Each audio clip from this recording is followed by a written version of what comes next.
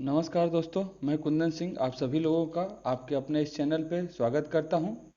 दोस्तों, हम लोग बिहार दरोगा मेन से संबंधित टेस्ट सीरीज सॉल्व कर रहे हैं और अब तक इस क्रम में हम लोगों ने सेट नंबर 6 से लेकर 20 तक के जो क्वेश्चन है उसको सॉल्व किया है और आज हम लोग टेस्ट नंबर 5 को सॉल्व करेंगे। तो चलिए स्टार्ट करते हैं। तो दोस्तों, ये हमारा सेट नंबर 5 है और इसका पहला क्वेश्चन है, प्राचीन भारत में संगम क्या था? तो क्या था?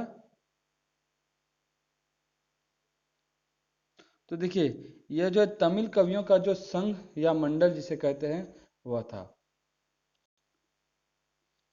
इसका आंसर ए हो जाएगा। ओके, नेक्स्ट क्वेश्चन है, भारतीयों के लिए सिल्क मार्ग सिल्क रूट किसने आरंभ किया था? तो किसने आरंभ किया था? तो देखिए, कनिष्क ने जो है वो सिल्क रूट को आरंभ किया था भारतीयों के लिए। देखिए, कनिष्क के संबंध में जाने तो कनिष्क जो है वो कुषाण वंश से संबंधित थे और वो सर्वश्रेष्ठ राज शासक थे। नेक्स्ट क्वेश्चन है हमारा, खजुराहो के मंदिर किसने बनवाए थे? किसने बनवाए थे खजुराहो के मंदिर? तो देखिए, इसका निर्माण जो है वो चंदेल शासकों के द्वारा कराया गया था, खजुराहो मंदिर का निर्माण। देखिए, खजुराहो मंदिर जो है वो कहाँ पर स्थित है? तो मध्य प्रदेश के छतरपुर जो जिला है वहाँ पर स्थित है। देखिए, इन जगहों पे और कुछ मंदिर हैं। देखिए, जो जैसे कि कंदरिया महादेव, 64 योगिनी, चित्रगुप्त, दूल्हा देव, चतुर्भुज, मंगेतेश्वर आदि मंदिर जो हैं ये प्रमुख हैं। नेक्स्ट क्वेश्चन है हमारा, वह सुल्तान जिसने प्रथम बार हिंदू धर्म ग्रंथों का फारसी भाषा में अनुवाद कराने का कार्य प्रारंभ किया था? तो कौन था? तो देखिए, फिरोज शाह तुगलक। इसका आंसर आपकी जुबान पर होना चाहिए, फिरोज शाह तुगलक। नेक्स्ट क्वेश्चन है, निम्न में से कौन अकबर के नवरत्नों में नहीं था? कौन नहीं था? तो आपका पांचवा का आंसर क्या हो जाएगा? देखिए, डी, आजम खां जो है ये अकबर के नवरत्नों में नहीं थे, जबकि अबुल फजल, फैजी, तानसेन जो हैं इत्यादि अकबर के नवरत्नों में शामिल थे। नेक्स्ट क्वेश्चन है, दलित अधिकारों की सुरक्षा के लिए डॉक्टर बी आर अम्बेडकर ने 3 पत्रिकाएं निकाली, निम्नलिखित में से कौन उसमें से एक नहीं है? मूक नायक, बहिष्कृत भारत, बहिष्कृत समाज, इक्वालिटी जनता। कौन सा? तो देखिए, जो ऑप्शन सी है, बहिष्कृत समाज, यह जो है डॉक्टर बी आर अम्बेडकर द्वारा प्रकाशित पुस्तक नहीं है, पत्रिका। नेक्स्ट क्वेश्चन है हमारा, ब्रिटिश सरकार ने किस तिथि को भारत को पूर्ण शासन देने की घोषणा की? पूर्ण शासन देने की घोषणा कभी की थी? तो देखिए, 30 जून 1948 को जो है वो पूरी तरीके से भारत का जो शासन है वो भारतीयों के हाथे में देने की घोषणा कर दी गई।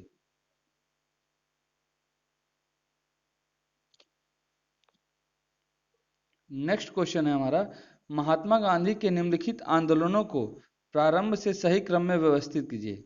देखिए, जो पिछला क्वेश्चन है इसका मतलब यह है कि पूरी तरीके से सत्ता हस्तांतरण करके, मतलब कि ब्रिटिश साम्राज्य का कोई भी रोल नहीं होगा।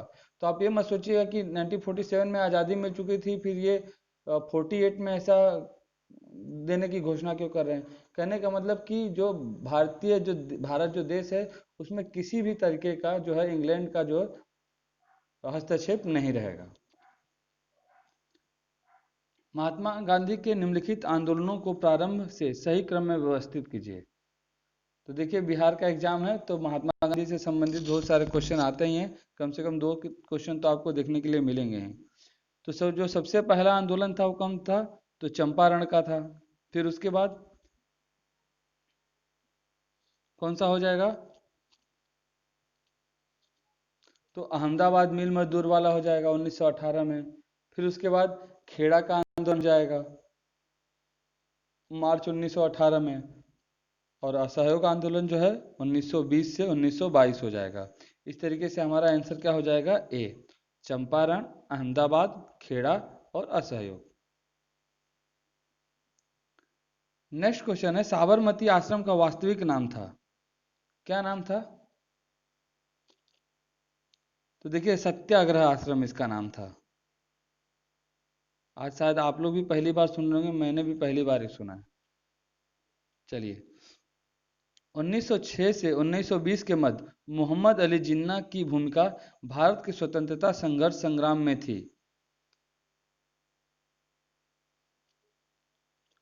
तो देखिए, राष्ट्रवादी एवं धर्मनिरपेक्ष, मतलब जो जिन्ना थे इस समय तक पूरे राष्ट्रवादी थे, भारतीय की तरीके से काम करते थे और वह धर्मनिरपेक्ष कार्य करते थे। लेकिन इसके बाद जो है इनकी भूमिका बदल जाती है।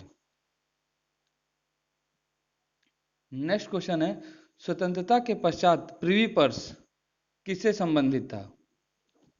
किससे संबंधित था प्रिवी पर्स? तो देखिए, पूर्व राजा से संबंधित था। प्रिवी पर्स क्या था कि बेसिकली जो जिन राजाओं का जो एरिया था उसको इंडियन टेरिटरी में मिलाया गया था और उनसे उनको राजा तो रहने दिया गया था, लेकिन उसके जगह पे उनको क्या दिया जाता था? भत्ता दिया जाता था। तो ये जो भत्ता जो है इसी को प्रिवी पर्स बोला जाता था।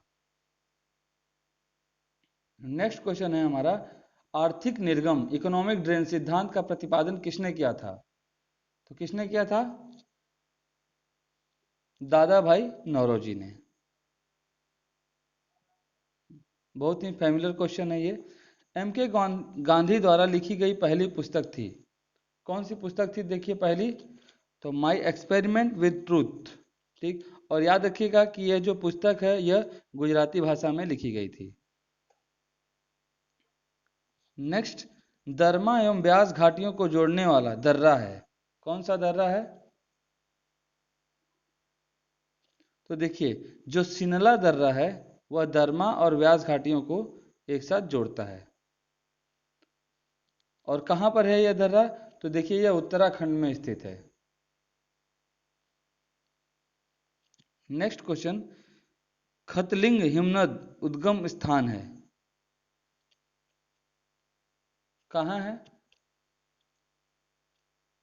तो देखिए, ये भिलगना नदी का है। ठीक, जो भिलगना नदी है इसका जो उद्गम स्थल है कहाँ पर है?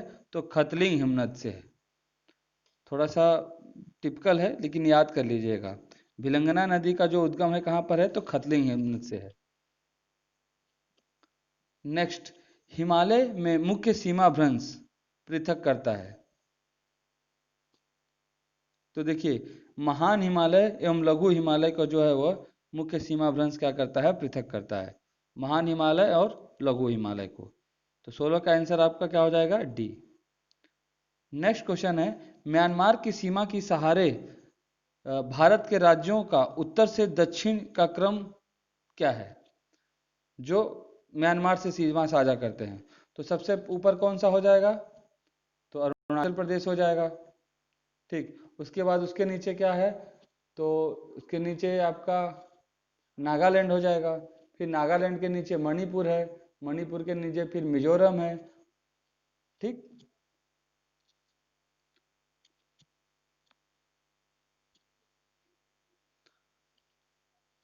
तो इसका आंसर क्या हो जाएगा? आपका ए हो जाएगा। नेक्स्ट क्वेश्चन है, निम्नलिखित पर्वत शिखरों में से कौन उत्तराखंड में स्थित नहीं है? कौन? तो देखिए, यह जो नंगा पर्वत है यह उत्तराखंड में स्थित नहीं है। अब ये स्थित कहाँ है? तो देखिए, एक बात और ध्यान रखिएगा कि जो नंगा पर्वत है वो पीओके जो पाक पाक ऑक्युपाइड जो कश्मीर है वहां पर ये स्थित है। और देखिए, इस नंगा पर्वत को ना कातिल चोटी भी कहा जाता है। इसका सिनोनिम से याद रखिएगा जरा, कातिल चोटी किसे कहा जाता है? तो नंगा पर्वत को। नेक्स्ट क्वेश्चन है हमारा, निम्नलिखित कथनों में से कौन सा गलत है? गोदावरी को दक्षिण भारत में पद्मा कहते हैं, देखिए यही तो गलत है कि नहीं? जी यही है गलत। देखिए, जो ब्रह्मपुत्र नदी है उसको कहा जाता है पद्मा बांग्लादेश में। कोसी नदी को बिहार का शोक कहा जाता है, सही बात है। ब्रह्मपुत्र एक पूर्ववर्ती नदी है, ये भी सही है। गंगा नदी गंगोत्री से निकलती है, ये भी सही है। ओके, नेक्स्ट क्वेश्चन चलते हैं आगे। निम्नलिखित नहरों में से कौन राजस्थान में भूमि क्षरण के लिए उत्तरदायी है? कौन सी नहर? तो देखिए इंदिरा गांधी जो नहर है वो सॉइल इरोजन के लिए उत्तरदायी है राजस्थान में। देखिए यह सबसे बड़ी नहर है, इंदिरा गांधी नहर। नेक्स्ट क्वेश्चन है हमारा, निम्नलिखित देशों में से किसके पास विश्व का सर्वाधिक बॉक्साइट का संचित भंडार है? किसके पास है? तो देखिए बॉक्साइट का जो सर्वाधिक भंडार है वो ऑस्ट्रेलिया के पास है। आंसर डी हो जाएगा। भारत में निम्नलिखित तटों में से किस पर औसत समुद्र तल मापा जाता है? कहां से मापा जाता है? तो देखिए जो चेन्नई है, ठीक, यहाँ से औसत समुद्र तल मापा जाता है। देखिए जैसे आप कहीं रेलवे से ट्रेन से जा रहे होंगे तो जो बोर्ड लिखा होता है, स्टेशन का नाम लिखा होता है, वहाँ पे लिखा होता है कि समुद्र तल से ऊंचाई। तो जो समुद्र तल है वो कहाँ से? तो चेन्नई से मापा जाता है। ठीक, तो उसका आंसर आपका बी हो जाएगा 22 का। नेक्स्ट क्वेश्चन है, निम्नलिखित राज्यों में किसका वन क्षेत्र भारत में सर्वाधिक है? तो देखिए मध्य प्रदेश जो राज्य है इसका वन क्षेत्र जो है वो क्षेत्रफल के आधार पर ज्यादा है। निम्नलिखित युग्मों देश की राजधानी, देश और उसकी राजधानी कौन सा सुमेलित नहीं है? देखिए ब्राजील की राजधानी ब्राजीलिया सही है। ठीक, उसी प्रकार ट्यूनिसिया की राजधानी कहाँ पर होगी? तो ये भी सही है। उसी प्रकार अल्जीरिया का अल्जियर्स और मोरक्को मराकेश। देखिए ये जो आंसर है वो गलत हो जाएगा। तो मोरक्को की राजधानी क्या है? तो रब्बात है।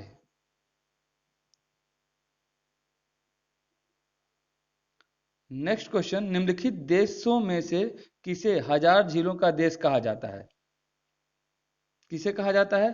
तो देखिए फिनलैंड को हजार झीलों का देश कहा जाता है।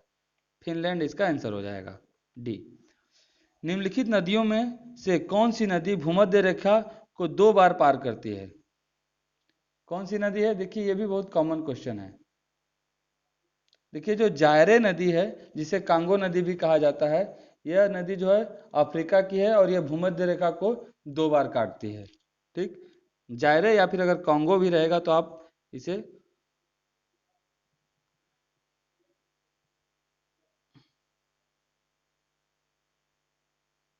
जायरे नदी। नेक्स्ट क्वेश्चन है, ओजोन ह्रास का प्रमुख कारण है, मतलब ओजोन क्षरण के लिए क्या कारण है सबसे? तो क्लोरोफ्लोरोकार्बन जो है वो ओजोन क्षरण के लिए सबसे बड़ा कारक है। सही आंसर डी हो जाएगा। नेक्स्ट क्वेश्चन की तरफ चलें, तो निम्नलिखित में से अम्ल वर्षा एसिड रेन के लिए कौन उत्तरदायी है?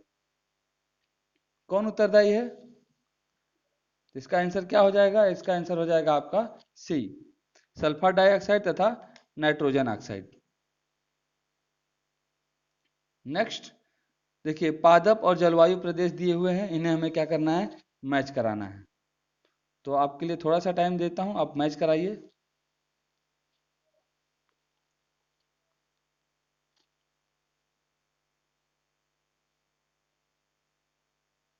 तो देखिए मेगामर्थ कहाँ से संबंधित है?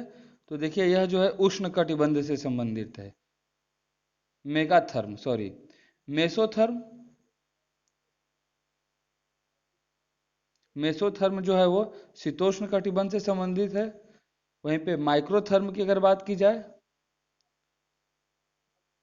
तो यह भूमध्य रेखीय प्रदेश से संबंधित है, जबकि हेकिसमर्थ जो है वह टुंडा प्रदेशों से संबंधित है। इस तरीके से इसका आंसर क्या हो जाएगा? सी हो जाएगा।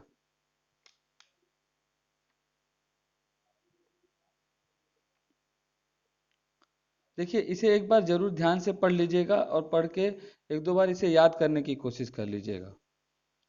हो सकता है इससे एग्जाम में आपके क्वेश्चन आ जाए।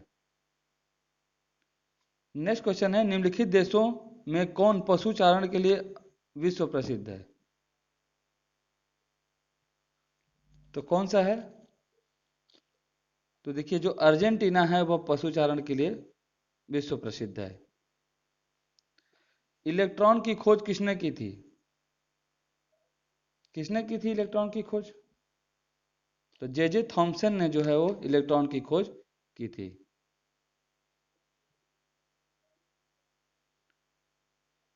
नेक्स्ट क्वेश्चन है हमारा, निम्नलिखित देशों में से किसके साथ भारत की सबसे लंबी अंतर्राष्ट्रीय सीमा है?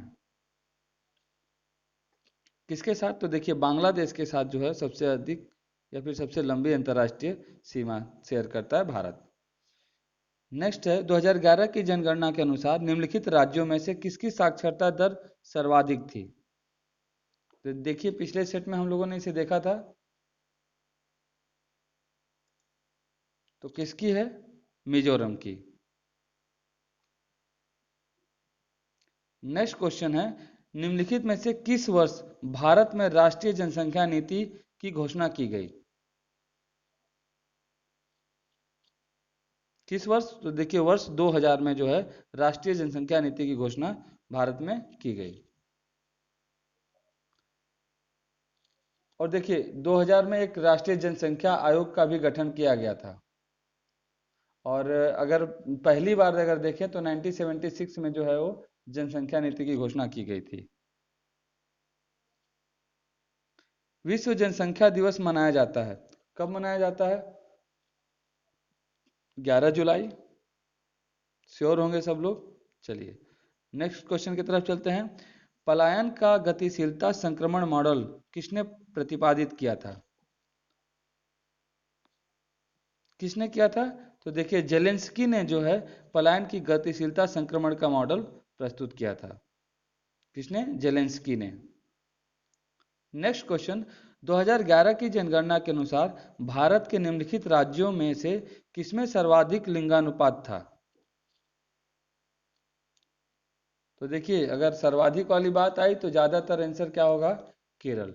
जनगणना के हिसाब से केरल, अगर केरल है ऑप्शन में तो, अन्यथा थोड़ा सा ट्रबल रहेगा। भारत का संविधान भारत को घोषित करता है, क्या घोषित करता है? तो राज्यों का एक समूह।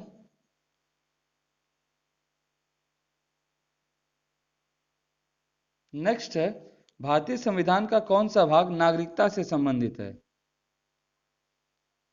तो कौन सा भाग?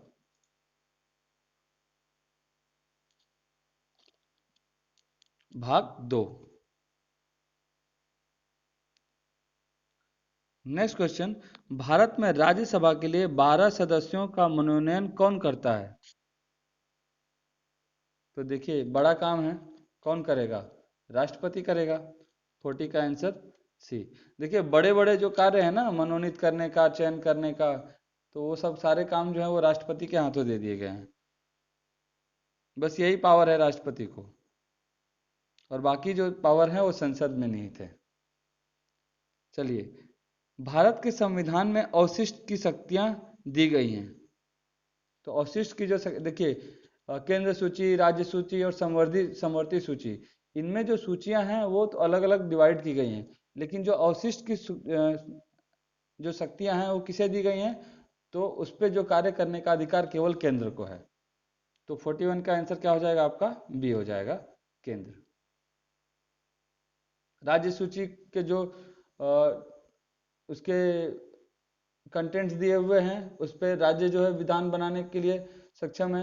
केंद्र सूची वाले में, केंद्र सूची समवर्ती सूची में दोनों बना सकते हैं, लेकिन जो अवशिष्ट की जो शक्तियां हैं वो किसे दी गई है? केंद्र सरकार को। पहला लोकपाल बिल भारत की संसद में प्रस्तुत किया गया था, कभी? तो देखिए पिछले बार ही हम लोगों ने देखा था, ये है 1968 ईस्वी में।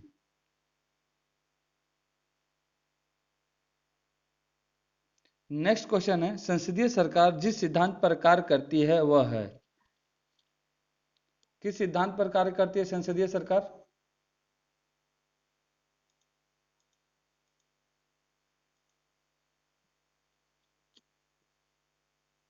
तो देखिए विधायिका एवं कार्यपालिका में जो है घनिष्ठ संबंध। विधायिका का काम विधान बनाने का है, जबकि कार्यपालिका का कार्य क्या है? वो जो प्लान बनाया है उसको इम्प्लीमेंट करने का काम जो है वो कार्यपालिका का है। 43 का आंसर आपको क्या हो जाएगा? सी। नेक्स्ट क्वेश्चन, भारत की संसद में शून्यकाल शुरू होता है, शून्यकाल कब शुरू होता है? तो देखिए दोपहर 12 बजे का समय है, उस समय पे शून्यकाल शुरू होता है। अब देखिए इस शून्यकाल का वर्णन हमारे भारत के संविधान में नहीं दिया गया है, इसे याद रखिएगा। नेक्स्ट क्वेश्चन है, निम्नलिखित राज्यों में से कहाँ विधान परिषद नहीं है? कहाँ नहीं है? तो देखिए उत्तराखंड में जो है विधान परिषद नहीं है। देखिए राज्यों में विधान मंडल होता है, तो विधान मंडल में विधानसभा और विधान परिषद होता है।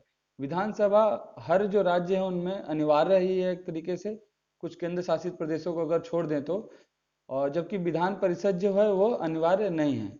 विधान परिषद को बनाने का जो मेन कार्य है वो विधानसभा के द्वारा होता है। एक विधेयक पारित करके उसको संसद के पास भेजा जाता है, जब संसद उसको अनुमति देता है तब राज्य में विधान परिषद का गठन किया जा सकता है। जनहित याचिका की अवधारणा का प्रादुर्भाव हुआ। जनहित याचिका, देखिए हम लोगों ने पिछले सेट में भी पढ़ा था PIL। तो किस देश से हुआ इसका प्रादुर्भाव? तो देखिए इसका प्रादुर्भाव जो है वो संयुक्त राज्य अमेरिका से हुआ है।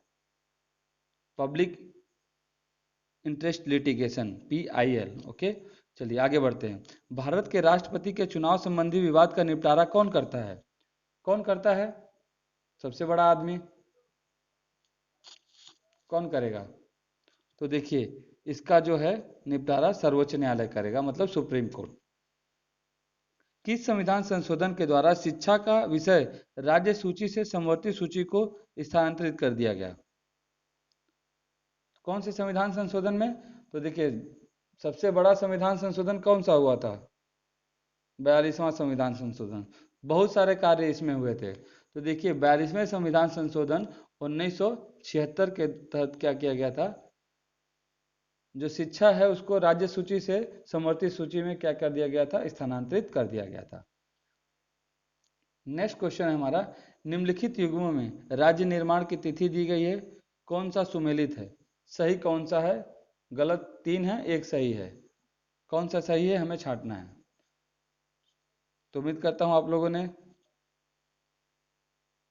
तो देखिए जो हरियाणा है 1 नवंबर 1966, ये जो ऑप्शन है गलत है। ठीक, अब ये सही इसका आंसर क्या है? तो मिजोरम 86 में बना, तेलंगाना 2014 में बना, छत्तीसगढ़ जो है वो 2000 में बना।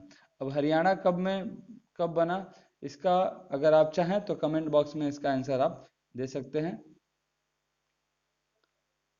नेक्स्ट क्वेश्चन है हमारा, बजट का मुख्य उद्देश्य होता है, क्या होता है बजट का मुख्य उद्देश्य? जवाबदेही सुनिश्चित करना, प्रबंधन के साधन के रूप में कार्य करना, आर्थिक विश्लेषण हेतु सुविधा देना, उपयुक्त सभी। तो देखिए जो बजट से ये तीनों संबंधित हैं, तो इसका आंसर क्या हो जाएगा आपका? डी हो जाएगा, उपयुक्त सभी। भारत में नीति आयोग के उपाध्यक्ष कौन है?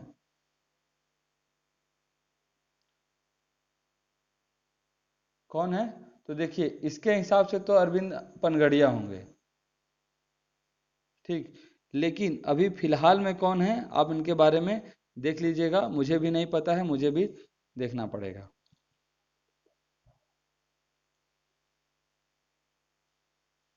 नेक्स्ट क्वेश्चन है हमारा, निम्नलिखित राज्यों में से कौन सा भारत में दालों पल्स का सर्वाधिक उत्पादक है? मतलब दाल उत्पादन करने में कौन सा राज्य जो अग्रणी है?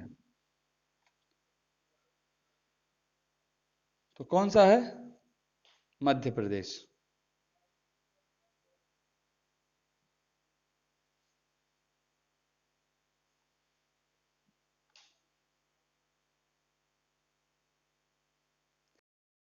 थोड़ा थोड़ा वेट करिएगा एक सेकेंड। ओके, तो 51 का आंसर आपका हो जाएगा ए। नेक्स्ट क्वेश्चन, भारत में श्वेत क्रांति का जनक किसे कहा जाता है? किसे कहा जाता है? तो ये है डॉक्टर वर्गीस कुरियन, अमूल के संस्थापक वर्गीस कुरियन। भारत में पंचायतों द्वारा निम्नलिखित में से कौन सा कर संग्रहित किया जाता है? पंचायतें कौन सा टैक्स देती हैं?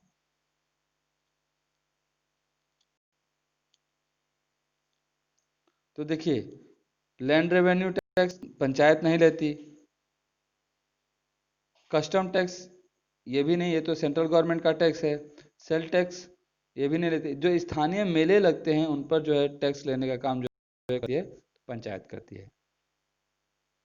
नेक्स्ट क्वेश्चन है, बंद अर्थव्यवस्था वह अर्थव्यवस्था है जिसमें क्या होता है। देखिए, यह ऐसी अर्थव्यवस्था है जिसमें किसी दूसरे देशों के साथ जो है कोई किसी प्रकार का व्यापार नहीं होता है। ठीक, तो इसमें विदेशी व्यापार नहीं होता।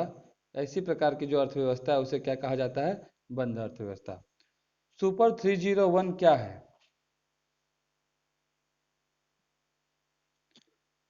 तो देखिए, यह जो है अमेरिकी व्यापार कानून की एक धारा है। बेसिकली जो जैसे हमारे यहाँ धारा होती है उसी तरीके से यह सुपर 301 जो है वो अमेरिकी व्यापार की धारा है। नेक्स्ट क्वेश्चन, ऊष्मा गति का प्रथम नियम संरक्षण के किस सिद्धांत से संबंधित है। तो देखिए, ऊष्मा गति का प्रथम नियम जो है वह ऊर्जा संवेग के संरक्षण के सिद्धांत पर जो है वो संबंधित है, ऊर्जा संरक्षण के सिद्धांत पर। पारसेक मात्रक है, किसका मात्रक है पारसेक। तो पारसेक जो है वो लंबाई का मात्रक है, मतलब दूरी का। ठीक, जो अत्यधिक दूरी है वह क्या हो जाता है, पारसेक में मापी जाती है।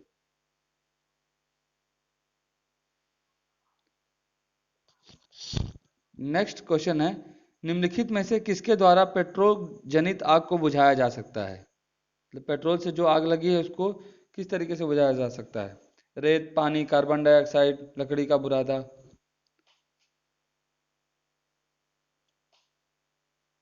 तो देखिए, कार्बन डाइऑक्साइड से।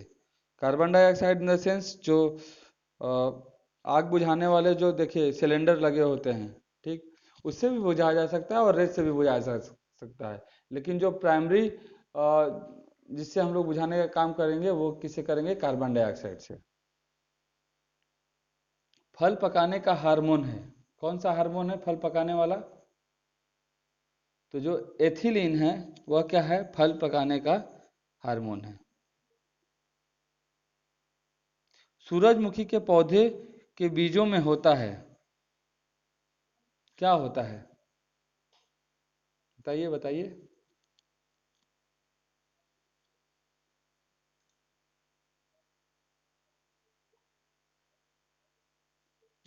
तो देखिए, सूरजमुखी के पौधों के बीजों में क्या होता है, तो तेल होता है। सिंपल सा है। चलिए, अब देखिए सूरजमुखी का जो नाम है उसे हेली हेलियंथस एनस, ठीक, और यह जो है अमेरिका का जो है देशज है। ठीक, मतलब जो इसका मूल निवास है वो अमेरिका है। ठीक, नेक्स्ट है हमारा, अनुवांशिकी में निम्न में से कौन प्रभावी है। कौन प्रभावी है अनुवांशिकी में। तो देखिए, जो हेमोफेलिया है वह जो है अनुवांशिकी में प्रभावी है। हेमोफोलिया का मतलब क्या हुआ, अधिक रक्तस्राव।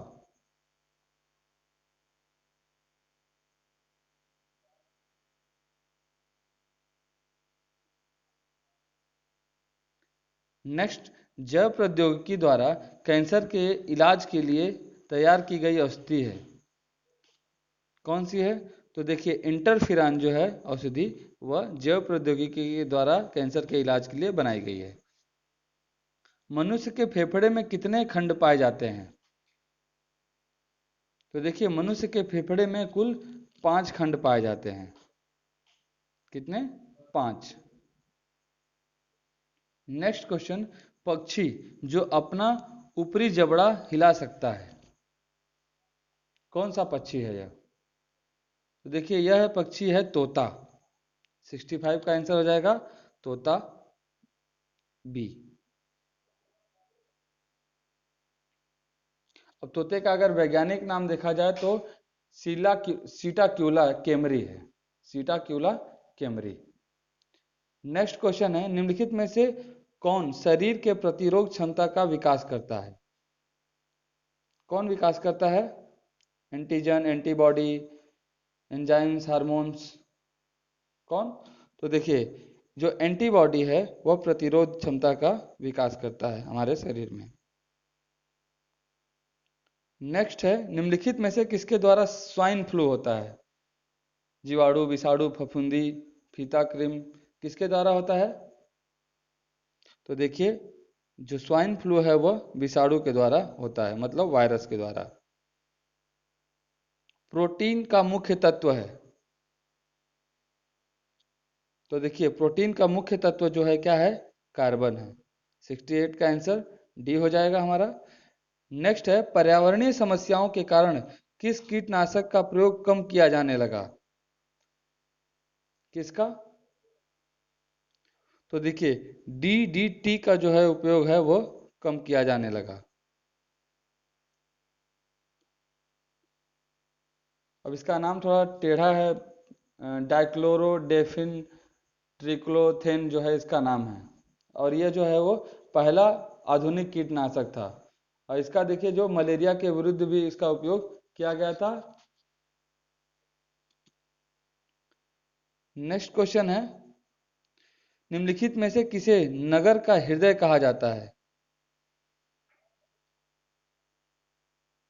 किसे कहा जाता है?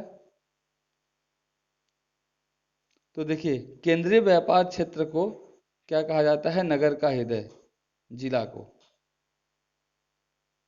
केंद्रीय व्यापार क्षेत्र, देखिए ब्रैकेट में उसे जिला कहा जाता है।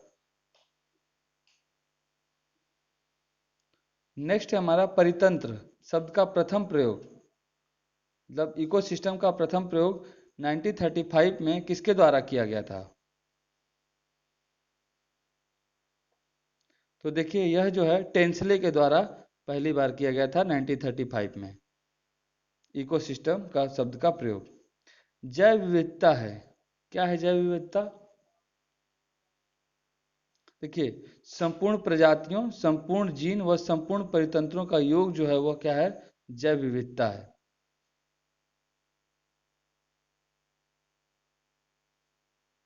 नेक्स्ट, भारतीय नगरों का कार्यात्मक वर्गीकरण किसने किया था?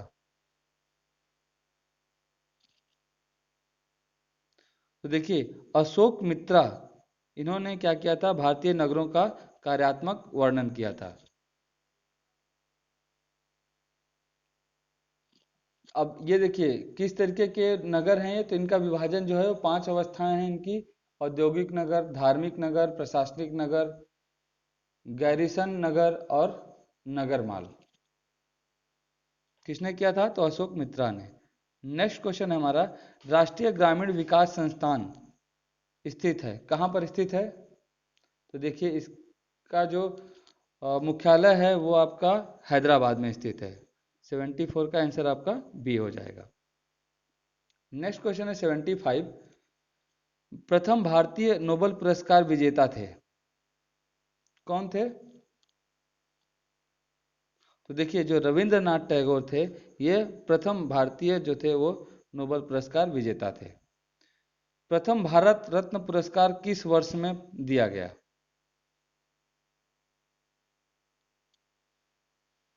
तो देखिए, प्रथम भारत रत्न पुरस्कार जो है वो 1954 में दिया गया था, 1954 में।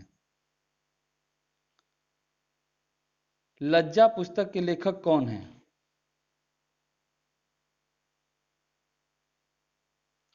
तो लज्जा पुस्तक के जो लेखक हैं वो तस्लीमा नसरीन है। कौन? तस्लीमा नसरीन। अब देखिए, इसका जो मेन मोटो है इस बुक का, ये बाबरी मस्जिद को लेकर यह जो है बुक लिखी गई है। ठीक। पंडित भीमसेन जोशी संबंधित हैं किससे? ज्योतिष से, पर्यावरण से, संगीत से, राजनीति से। तो सभी लोग जानते होंगे कि ये जो है वो संगीत से संबंधित हैं, भीमसेन जोशी। पद्मश्री पुरस्कार पाने वाली भारतीय अभिनेत्री कौन थी? कौन थी? तो नरगिस दत्त, नाम सुना है आप लोगों ने? संजय दत्त को भी जानते होंगे, उन्हीं की माँ का नाम था नरगिस दत्त। तो इन्हें पहली बार जो है प्रथम पद्मश्री पुरस्कार दिया गया था। नेक्स्ट क्वेश्चन है हमारा 80। चीन की संसद जानी जाती है, किस नाम से जानी जाती है चीन की संसद? तो इसका नाम है, देखिए, नेशनल पीपल्स कांग्रेस। 80 का आंसर आपका बी हो जाएगा, नेशनल पीपल्स कांग्रेस चीन की संसद का नाम है, और हमारी संसद का नाम संसद ही है। चलिए ठीक है। निम्नलिखित में से कौन south Asian association of regional cooperative का सदस्य नहीं है? कौन नहीं है? तो देखिए सार्क सदस्य की बात हो रही है, तो थाईलैंड जो है इसका सदस्य नहीं है।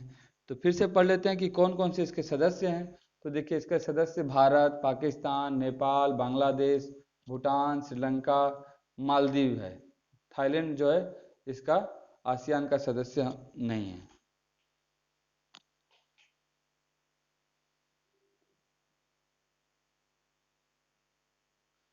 नहीं, थाईलैंड जो है बेसिकली आसियान का सदस्य है, ठीक, यह सार्क का सदस्य नहीं है। थोड़ा मिस्टेक है, आप उसको करेक्ट कर लीजिएगा। नोबेल पुरस्कार विजेता भारत के अर्थशास्त्री हैं, कौन है? तो देखिए ये कौन है, तो आत्मर्य सेन। इन्हें देखिए 1998 ईस्वी में कल्याणकारी अर्थशास्त्र के लिए अर्थशास्त्र का नोबेल पुरस्कार जो है दिया गया था। देखिए बेसिकली ये भारतीय मूल के अमेरिकी अर्थशास्त्री हैं। तो देखिए हम लोग अपना जो रिलेशन है वो छोड़ते नहीं है, चाहे वो तुम कहीं रहो, इंग्लैंड में रहो, जहन्नुम में रहो, लेकिन हम रिलेशन अपना नहीं छोड़ेंगे, ठीक। तो आत्मर्य सेन भारतीय मूल के अमेरिकी हैं, लेकिन हम लोग भारत के अर्थशास्त्री बोलते हैं, ठीक। चलिए नेक्स्ट क्वेश्चन है हमारा 83। निम्नलिखित में से संयुक्त राज्य अमेरिका का वह राष्ट्रपति कौन था जिसने राष्ट्रपति पद से त्याग पत्र दिया हो?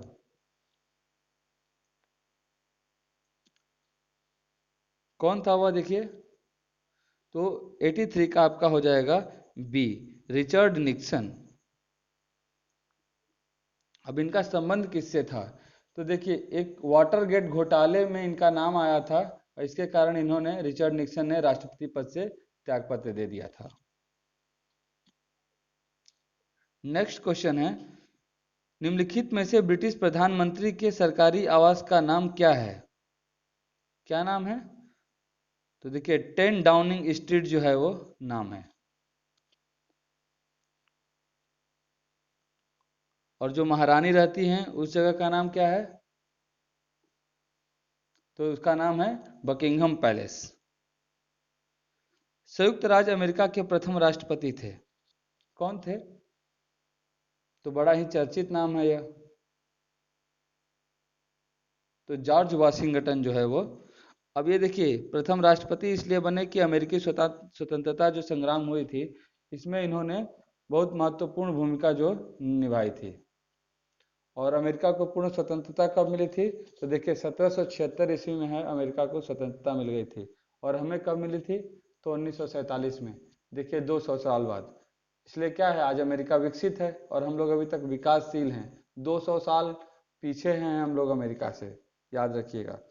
चलिए नेक्स्ट क्वेश्चन जो है मैथ्स और रीजनिंग का है, तो उसका आप स्क्रीनशॉट ले लीजिए, और इसका जो आंसर है उसका भी मैं आपको दिखा दे रहा हूँ, उसको आप लोग उसका भी स्क्रीनशॉट ले लीजिए। और देखिए इससे सॉल्व जरूर करिएगा।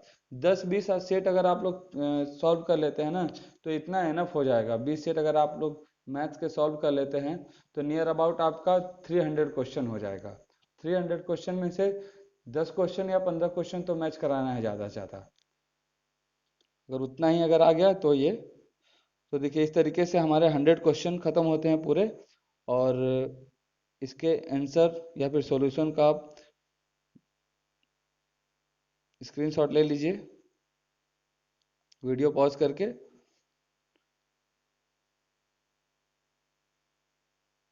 तो दोस्तों ये हमारा सेट नंबर 5 खत्म होता है।